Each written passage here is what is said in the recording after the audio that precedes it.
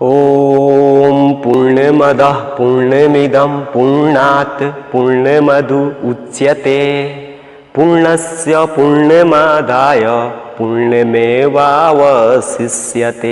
ओम शांति शांति शांति मंगलम। वर्ग दशम के आपके प्रथम पाठ के इस प्रथम क्लास में आप सभी का सुस्वागतम।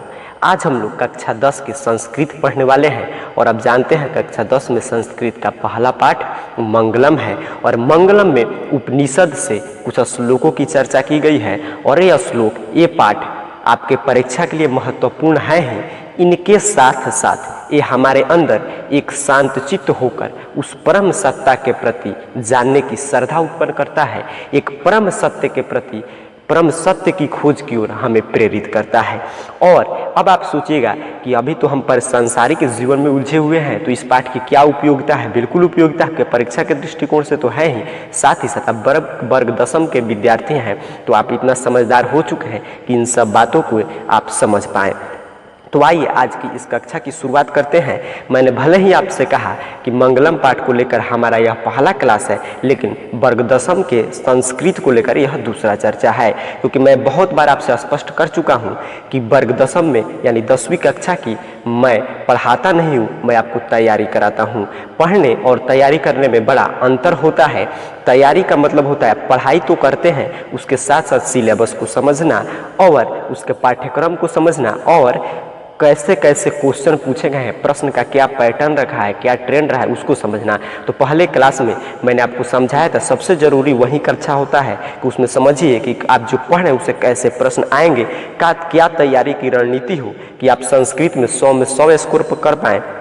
क्योंकि आप देख रहे हैं इस साल के रिजल्ट को, मैंने आपकी चर्चा भी आपके सामने प्रस्तुत किया था कि रिजल्ट में देखिए जो भी टॉपर रहे हैं उनका जितना मार्क्स मैथ में है लगभग सब किसी का उतना ही नंबर संस्कृत में है। यानी संस्कृत भी अच्छा स्कोरिंग सब्जेक्ट है यदि आप सिलेबस क्वेश्चन पैटर्न को समझते हुए अच्छा से अध्ययन करते हैं। तो मैं आपको एक सजेस्ट करूँगा, आज की क्लास तो मैं आपको समझाने का प्रयास करूँगा ही करूँगा, साथ ही साथ ये कक्षा जब समाप्त होगा तो मैं अपने आसपास इस साइड या इस साइड उस वीडियो का लिंक दूंगा, उसको समझ के संस्कृत के सिलेबस को जरूर समझ लीजिएगा। तो आइए आज इस क्लास की शुरुआत करते हैं। उम्मीद करता हूं आप सभी जुड़ गए होंगे और वीडियो को लाइक कर दिए होंगे। अब आइए समझते हैं मंगलम पाठ की। मैं पहले आपको पाठ परिचय देता हूं, बिल्कुल आराम से समझिएगा, सबको समझ में आएगा।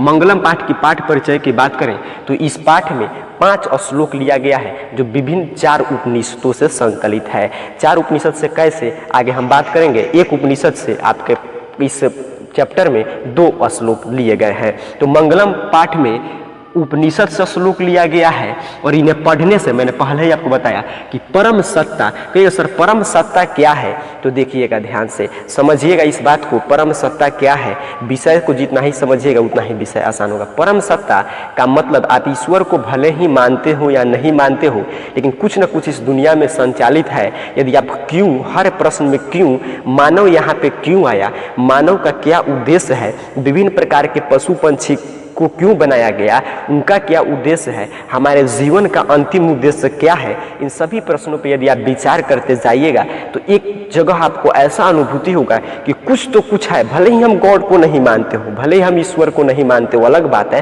लेकिन कोई ना कोई तो शक्ति है जो इन सब एक नियम को, भले नियम ही है, भले शक्ति नहीं, एक नियम ही है जो कि इस संसार को संचालित करती है। और इस जीवन का उद्देश्य क्या है, तो ये बहुत कठिन प्रश्न है जिसमें बहुत सारे विद्वानों ने अपने तरफ से प्रस्तुत किया। तो वही परम सत्ता है जिसने ये सब संचालित करता है। चाहे आप उसे नियम समझे महात्मा बुद्ध के शब्दों में कि नियम सबसे ऊपर है, या आप उसे परम सत्ता समझे, या आप उसे ईश्वर कहें, जिस रूप में आप समझना चाहें समझ सकते हैं। तो उन्हीं के प्रति सोचने पे पाठ मजबूर करता है और उस सत्ता के प्रति आपकी दायित्व को बताता है कि उसके प्रति आप श्रद्धा उत्पन्न करें। तो आगे चर्चा करते हैं। यहाँ तक आपको समझ में आया कि इस पाठ का क्या है, सत्य के अन्वेषण के प्रति, सत्य क्या है जीवन का, इसका खोज करने के प्रति आपकी प्रवृत्ति जगती है, आध्यात्मिक खोज की उत्सुकता होती है। देखिए सत्य का मतलब क्या है, सत्य क्या है, क्या आप जो देख रहे हैं वो सत्य है? बिल्कुल नहीं है। एक बच्चा, हर कोई देखिएगा एक ऐसे चक्र बना गया है, एक चक्र बन गया है, मैं यहाँ पे बना के समझाता हूँ। इसी चक्र में सभी कोई फंस के रह जाता है। यहाँ से ध्यान देना है, यहाँ से आदमी पैदा लिया, फिर वह यहाँ तक आया बचपन में, तब तक उसके अंदर एक क्षमता होती है, वो बात करता है, दुनिया को नहीं देखा है कि हम कुछ भी कर लेंगे, जो चाहेंगे वो पा सकते हैं। लेकिन जैसे जैसे दुनिया के बारे में अनुभव होता है, वही व्यक्ति का जो शक्ति होता है, यानी जो सोच शक्ति का मतलब मैं इस पावर की बात नहीं कर रहा हूँ, यहाँ पे भी इस बॉडी के पावर की बात नहीं कर रही, आध्यात्मिक शक्ति की बात कर रहे हैं, कम होते जाता है। धीरे धीरे वो आदमी कुछ चीज़ पाने के लिए, जैसे क्लास 10th के आप विद्यार्थी हैं तो आपकी इस समय एक ही ख्वाहिश होगा कि हम, जो बच्चे कमजोर होंगे कि हमको अच्छा रिजल्ट आए, जो बच्चे अच्छा होंगे हम टॉप कर जाएँ। इसी डर को जीते जीते फिर आप क्लास 10th निकलेंगे, फिर कहते हैं कि अच्छा टॉप तो कर गए, फिर आपको डर सताएगा कि क्या है कि कहीं आगे कुछ नहीं कर पाए तो समाज हमको हंसेगा कि देखो टॉप करके कुछ नहीं कर पाया। फिर उसी डर से फिर आगे नौकरी लगता है, फिर डर सताता है, फिर इसी डर के आगे जाते जाते आदमी एक दिन दुनिया से चला जाता है। फिर इसी चक्र में फंसते फंसते आदमी निकल के चला जाता है। तो सोचिए इस जीवन का क्या उद्देश्य है, कहीं आप सोच नहीं पाते हैं। इस सोचने के लिए मजबूर करता है मंगलम पाठ कि आप इसी चक्र में फंसे हुए, इसी चक्र में सारा दुनिया घूम रहा है और एक दिन समाप्त होकर सब कुछ चला जाता है। और जब हम समाप्त होकर जाते हैं तब ध्यान दीजिएगा क्या होता है, ये हमारा शरीर है, इसको आप पहचान रहे हैं, आपका शरीर है, आपकी इसी शरीर को आपकी पत्नी, आपके मम्मी पापा, आपके बाल बच्चे आपको पहचानते हैं। लेकिन इस शरीर के अंदर एक परम सत्य विद्यमान है। क्या विद्यमान है कि हम तो शरीर यहीं पे रह जाता है, वहीं एक चीज निकल के चला जाता है इससे, जिसको हम देख नहीं पाते हैं, जिसको समझ नहीं पाते हैं। उसके बाद से इस शरीर का कोई महत्व नहीं रहता है। जो हमसे खूब प्यार करते हैं, जो हमसे खूब लगाव रहते हैं, वो इस शरीर को अलग या किसी भी जिस धर्म जाति समुदाय के हैं अपने हिसाब से उसका अंतिम संस्कार जल्दी करते हैं और उसी शरीर से जिससे खूब लगाव था, जिससे खूब आदमी खेलता, जिससे खूब प्यार मोहब्बत था, उसी से नफरत नहीं डर हो जाता है। नफरत तो एक ठीक है, नफरत फिर प्यार में बदल जाएगा, लेकिन डर हो जाता है, वही आदमी से डर लगने लगता है। तो सोचिएगा कि क्या है हमारे अंदर जो निकलता है। सबसे महत्वपूर्ण तो वही बात है, शरीर तो आपके यहीं पर रह जाता है, रखिए ना, आपको शरीर से लगाव है तो उस शरीर को रखिए संभाल के, लेकिन कोई रखता है नहीं रखता है। तो उसी सत्य को जानने के लिए वो क्या है जो दिखाई नहीं देता है लेकिन सबसे ताकतवर है, जो दिखाई नहीं देता है लेकिन हमारे सभी क्रियाओं को संचालित कर रहा है, उसके नहीं रहने पर हमारे इस पूरे शरीर का, इस हाथ का, पैर का कोई महत्व नहीं रहता। इस दिमाग का जिस पर हम इतना विश्वास करते हैं, किसी का कोई महत्व कोई पूछने वाला नहीं रहता है। तो इन सब दिशा में इसी को बोलते हैं आध्यात्मिक खोज, आध्यात्मिक शक्ति। यहीं पे मंगलम पाठ आपको सोचने के लिए प्रेरित। उम्मीद करता हूँ आप समझ गए होंगे और मैं जो बात बता रहा हूँ यदि आप इसको अच्छा से समझे होंगे तो परीक्षा में यदि प्रश्न आ जाए मंगलम पाठ का क्या उद्देश्य है तो आप हमसे भी अच्छा से बहुत विस्तार से आप लिख पाएंगे। आइए अब आगे बढ़ते हैं और समझते हैं अगले प्रश्न को। अब कहिएगा सर उपनिषद आया है, ये उपनिषद क्या है? तो देखिए कुछ बहुत सारे धार्मिक ग्रंथ हैं, जैसे वेद की आप नाम सुने होंगे, वेद 4 है, सामवेद, यजुर्वेद, अथर्ववेद और सबसे पहला जो वेद था आप नाम जानते होंगे, सामवेद, यजुर्वेद, अथर्ववेद और सबसे पहला वेद ऋग्वेद। तो ये 4 वेद हैं। और ब्राह्मण भी, ब्राह्मण कास्ट की बात नहीं हो रहा है, ये भी ग्रंथ है, ये भी 9 है। आरण्य की संख्या 6 है। प्रारंभिक उपनिषद जो शुरू में उपनिषद रखे गए थे उनकी संख्या 13 है और कुल उपनिषदों की संख्या 108 है, यानी टोटल उपनिषद कल। अब कहिएगा सर ये कैसे रचना हुआ? देखिएगा वेद क्या था, वेद को हम श्रुति कहते हैं, यानी सुना हुआ, जो चीज हम सुने हैं। तो वेद की रचना शुरू में नहीं हुआ था। वेद में क्या होता है कि पहले कुछ ऋषि मुनि थे, वो श्लोक की रचना करते थे आध्यात्मिक खोज करके। वो श्लोक जैसे आप, मैं ऋषि हूँ, आप मेरे शिष्य हैं, मैं आपको सुनाया, आप उसको कंठस्थ कर ले, याद रखे, फिर आप अपने शिष्य को सुनाए।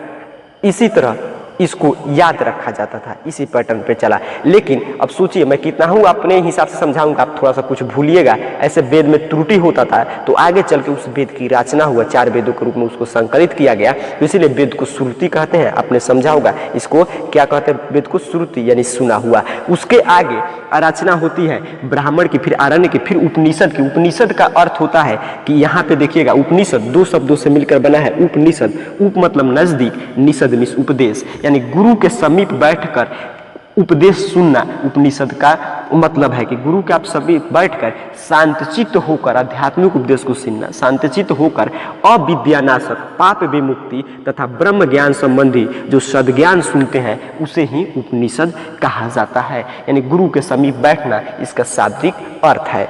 अब आइए देखते हैं आपके पाठ के श्लोकों की हम चर्चा करेंगे। हम इस पाठ को 2 कक्षाओं में कंप्लीट करेंगे। आज पहली क्लास, फिर एक और क्लास लेकर इसको कंप्लीट करेंगे, फिर आपसे इसके ऑब्जेक्ट ऑब्जेक्टिव क्वेश्चन का टेस्ट होगा, तो इसलिए आप लोग तैयारी करें। जो बच्चे नए हैं वो चैनल पे इसको सब्सक्राइब जरूर कर ले, और साथ ही साथ हमारी कौन सी क्लासेस कब आती है इसकी जानकारी के लिए नीचे डिस्क्रिप्शन बॉक्स में व्हाट्सएप ग्रुप का लिंक होगा, वहां से आप व्हाट्सएप ग्रुप ज्वाइन करके सभी जानकारी प्राप्त कर सकते हैं। तो आइए समझते हैं मंगलम पाठ के आपके पहले श्लोक को। कोई भी समस्या हो समझने में तो वहीं पे नीचे कमेंट बॉक्स आपके समस्या के लिए ही बनाया गया है, वहां पे जरूर कमेंट कीजिएगा। तो आइए पहले देखिए पहला श्लोक क्या है। पहला श्लोक आपका ईशावास्य उपनिषद। देखिए मैंने बताया प्रारंभिक उपनिषद 13 थे, इस समय 108 है कुल उपनिषद। तो ईशावास्य इसी 108 उपनिषदों में से एक उपनिषद है, यहां से लिया गया है पहला श्लोक। पहला श्लोक देखिए क्या कह रहा है। हिरण्मयेन पात्रेण सत्यस्य पीहितं मुखं तत्त्वं पुष्णापावृणु सत्यधर्माय दृष्टये, सत्यधर्माय दृष्टये। बहुत ही अच्छा श्लोक है। आइए इसको अर्थ को मैं आपको समझाता हूँ, फिर इसके व्याख्या की चर्चा करेंगे। तो इस श्लोक का अर्थ क्या है, पहले अर्थ समझिए, घबराना नहीं है, फिर इसकी व्याख्या मैं आपको समझाऊंगा। कि हे प्रभु, सत्य का मुख भी सोने जैसे पात्र से ढका हुआ है, इसीलिए उस सत्य धर्म की प्राप्ति के लिए मन से माया मोह को त्याग कर दे, तभी सत्य की प्राप्ति संभव है। और याद रखिएगा ये ईशावास्य उपनिषद से लिया गया है। इसकी व्याख्या परीक्षा में पूछे तो कैसे लिखते हैं इसको समझिएगा। इसकी व्याख्या लिखने के लिए हमको लिखना होता है कि प्रस्तुत श्लोक मंगलम पाठ से लिया गया है और ईशावास्य उपनिषद से संकलित किया गया है। इसमें बताया जा रहा है कि सत्य का मुख भी है, उसको सोने के पात्र से ढका। इसका मतलब क्या है कि जो सत्य की हम खोज में निकले हैं, उस सत्य की खोज बड़े बड़े विद्वान भी नहीं कर सकते हैं, क्योंकि इस संसार में सांसारिक मोह माया लालच काम क्रोध मोह इस सब में फंसकर आदमी परम सत्य की जिसकी जानकारी के लिए इस मनुष्य का जीवन आया है, जिसका इसका परम उद्देश्य है, परम लक्ष्य क्या है, क्या हमारा लक्ष्य खूब जैसे किसी आप लीडर से पूछिए, किसी नेता से पूछिएगा कि क्या लक्ष्य, कहेगा बस प्रधानमंत्री बन जाए, यही जीवन का उद्देश्य है। किसी कंपनी के मालिक से पूछेगा या जो छोटा वाला कंपनी होगा उससे पूछेगा क्या उद्देश्य है भैया जीवन का, तो कहेगा कि बस हम किसी बड़े कंपनी का मालिक बन जाए, मेरा जीवन धन्य है। किसी छात्र से पूछेगा वो कहेगा कि हम बस अपने इस एग्जाम जो दे रहे हैं इसमें टॉप कर जाए, मेरा जीवन धन्य है। जिसको नौकरी नहीं मिल रहा है, यानी जीवन का उद्देश्य सब कोई अपने अपने हिसाब से विभिन्न प्रकार से खोजते हैं, लेकिन क्या यही जीवन का वास्तविक उद्देश्य है? क्या महात्मा बुद्ध ने ऐसे ही जीवन में कह दिया कि इस जीवन में सिर्फ दुख ही दुख है? इस जीवन का एकमात्र उद्देश्य है परम सत्ता की प्राप्ति। जिस प्रकार नदियां निकलकर, कोई गंगा नदी, कोई यमुना नदी, कोई सरस्वती, कोई रावी, कोई चेनाब, सब नदियां जाकर एक बार एक समुद्र में उनका अंतिम लक्ष्य होता है, वो तोड़ते हुए सभी बाधाओं से टकराते हुए अपने लक्ष्य की ओर अग्रसित होती है और जाकर समुद्र में मिल जाती है। जैसे ही वो नदी समुद्र में मिलती है उसका अस्तित्व समाप्त हो जाता है। उस समुद्र से आप कितना ही कोशिश कर लें, उस जल में से नहीं आप निकाल सकते हैं कि गंगा का जल है, यमुना का जल है, इस सरस्वती का जल है। इसी तरह हर जीवन का एक ही उद्देश्य होता है। इसी में प्रभु से प्रार्थना की जाती है कि हे प्रभु, हमको इस सत्य के मुख जो ढका हुआ है, हमारे अंदर जो भी माया मोह मन में है उसको त्याग दे, ताकि हम उस परम सत्य को अनुभूति कर सकें। और हमारा भी इस हर आत्मा का जैसे उद्देश्य होता है एक परमात्मा में विलीन हो जाना, जहाँ पे हम किसी भी जाति समुदाय धर्म से हो, सबके लिए ईश्वर एक है, उस ईश्वर में जाके हम मिल जाए, ताकि हमारे इस आने जाने के जीवन से मुक्ति हो जाए। इसी की प्रार्थना की जा रही है। उम्मीद करता हूँ आप समझे होंगे। कोई समस्या होगा तो नीचे आपके टिप्पणी बॉक्स है, संस्कृत है इसलिए मैं कमेंट बॉक्स टिप्पणी भी आप समझते हैं हिंदी में बोला जाता है, तो उसमें आप जरूर कमेंट कीजिएगा। आइए देखते हैं दूसरा श्लोक, अत्यंत ही महत्वपूर्ण, जो कठोपनिषद उपनिषद से लिया गया है। कहाँ से लिया गया है? कठोपनिषद उपनिषद से। क्या कहता है? अनुरोन्यान महतो महियान आत्मस्य जंतो निहितो गुह्यान तम क्रतु पश्यति वित्तशोको धातु प्रसाद महीनमात्मना। बहुत अच्छा श्लोक है। पहले अर्थ समझिए फिर इसकी व्याख्या समझते हैं। अर्थ क्या कह रहा है? जीव के हृदय रूपी गुफा में अणु से भी अणु, सूक्ष्म तथा महान से भी महान यह आत्मा विद्यमान रहती है। उस परम सत्य के दर्शन मात्र से ही जीव शोक रहित होकर परमात्मा में एकाकार हो जाता है। वही बात जो मैंने आपको बताया कि हर शरीर के अंदर में, शुरू में ही मैंने बताया इस चक्र में, कि आदमी यहीं पे रह जाता है, लेकिन सबसे छोटा जिसको हम देख नहीं सकते हो क्या है? आत्मा है। सबसे विशाल जिसको भले ही हम नहीं देख सकते हो, लेकिन उसको देखिए छोटा क्यों कहा ऋषियों ने, क्योंकि उसको देख नहीं सकते हैं। विशाल क्यों कहा कि शरीर से भी बड़ा महत्व उस आत्मा का ही न है, वो आत्मा निकल जाता है, शरीर यहीं पे इसका क्या महत्व है, कोई महत्व नहीं है। इसीलिए एक दृष्टिकोण से देखा जाए तो सबसे सूक्ष्म है, एक दृष्टिकोण से देखे तो सबसे महान है। तो उस आत्मा का एकमात्र उद्देश्य होता है, वो आत्मा हमारे अंदर विद्यमान है हृदय रूपी गुफा में। ऋषियों ने क्या बताया उपनिषद में, हमारे जो हृदय है इसके गुफा में हमारा वो आत्मा विद्यमान है, और उस हर आत्मा का एक ही उद्देश्य है कि जाकर अंत में परमात्मा से एकाकार हो जाए, ताकि इस धरती पे आने जाने वाले बंधनों से विमुक्त हो जाए। अगली कक्षा यानी दूसरी कक्षा हम तभी लेकर आएंगे जब आप हमें ये जानकारी देंगे कि आपको ये क्लास समझ में आया और आप चाहते हैं संस्कृत पढ़ना, यानी इस क्लास को कंटिन्यू करना। यदि आप नहीं कुछ कमेंट करके जाइएगा कि नहीं हमको नहीं चाहिए, तो मैं समझ जाऊंगा कि आप नहीं चाहते हैं कुछ, इसलिए आप कुछ कमेंट बॉक्स में नहीं बताएंगे, कुछ नहीं बताए हैं, इसलिए आप बता कर जाइएगा कमेंट बॉक्स में कि आपको अगला क्लास कब चाहिए, कि आप चाहते हैं इसको कंटिन्यू किया जाए, कि आपको समझ में आया, क्या मैं आपको समझा पाया। इस सारी बातों की जानकारी नीचे कमेंट बॉक्स में देकर जाइएगा, तो हम जल्दी इसके दूसरे पार्ट आपको लेकर आएंगे और इस चैप्टर को समाप्त करेंगे। उम्मीद करता हूँ आपको समझ में आया होगा। तो वीडियो को लाइक, चैनल को सब्सक्राइब और नीचे कमेंट बॉक्स सबसे महत्वपूर्ण है, क्योंकि तभी हम आपके फीडबैक के अनुसार आगे क्लास जारी रखेंगे। आपको बहुत बहुत धन्यवाद। फिर आज ही 8:30 PM पे मिलेंगे आपके मैथ के क्लास के साथ।